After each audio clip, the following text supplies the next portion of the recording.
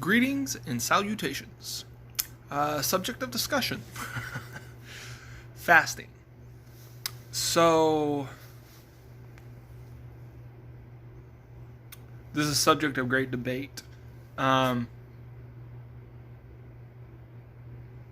you have the religious community that has extremely different takes on the word fasting from general populace.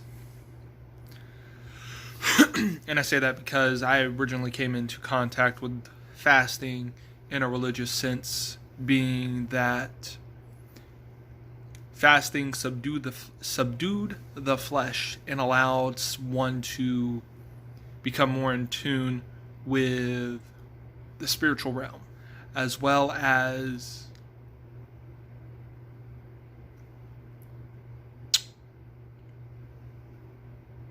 creating an ability to achieve more due to, how should I put it? Due to having more divine intervention. But when you talk about fasting in the religious community, they talk about fasting water, fasting fasting water. They're talking about, a lot of them talk about fasting fish, fasting meat, fasting electronics, and all that good old stuff. But when you really look at the word fast, the word fasting has more to do with not consuming. So we're going to cut out all the electronic fast and all that. What we're going to be talking about here solely is actual fasting, where you are not eating and or drinking for an extended period of time for whatever reason. Okay. And when we do that, there's two different types of fasting. There's intermittent fasting and there's extended fasting. With intermittent fasting, what it is it's saying we're going to take, let's pull a number out and say 16 hours of the day.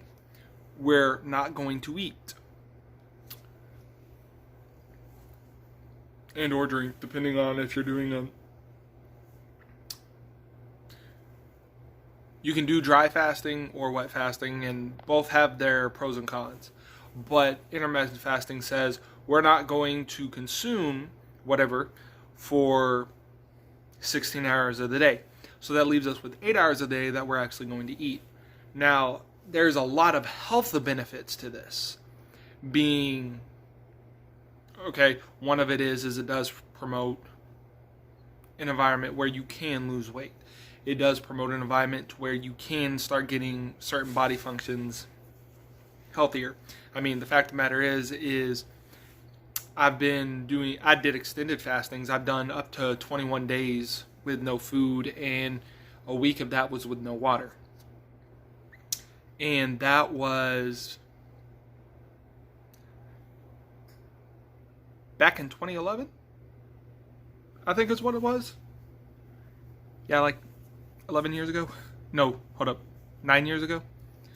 I did my first fast like 11 years ago, but I did my first extended, what I considered extreme extended fasting for 21 days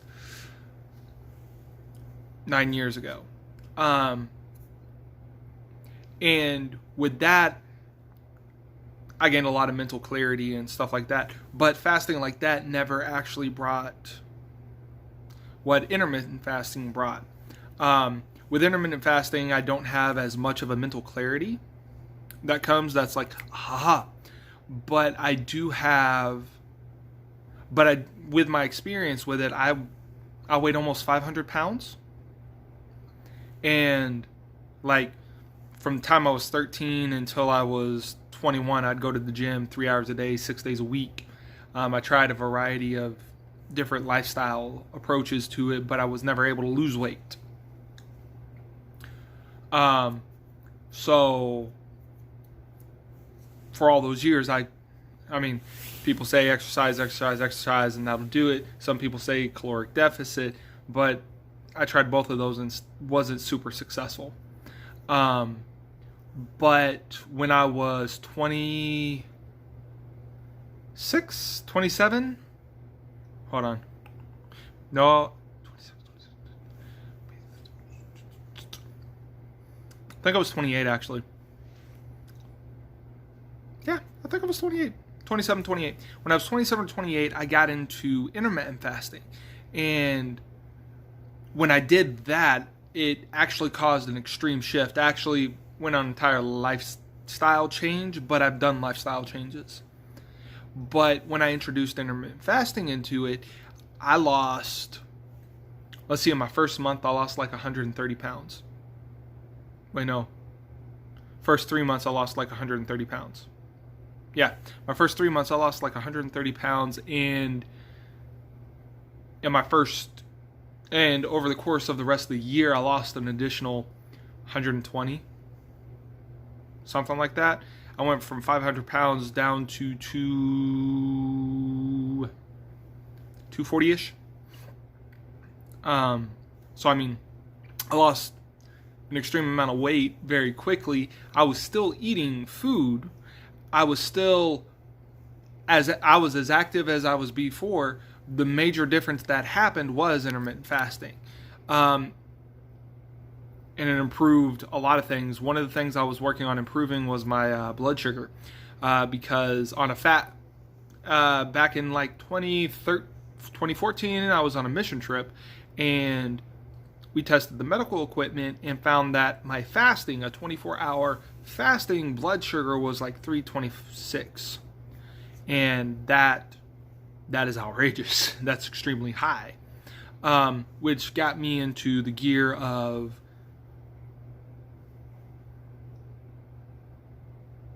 starting to be more aware of what I was eating and what the effects it was having on me. And let's see, introducing intermittent fasting a little over a year ago, they did like a full body work, and they said that it looked like I'd never even had anything that was wrong with my blood sugar. My A1C and all that was great. So intermittent fasting has short-term benefits, long-term benefits, but it does. Short-term fasting has benefits that go well beyond. Now, there's, like I said, with the extended fasting, I got better mental clarity. I don't know about the alls and ins and outs of what physically happens, but I mean, my experience, it was pretty great. But anyways, here's a fasting video. Y'all have a great day.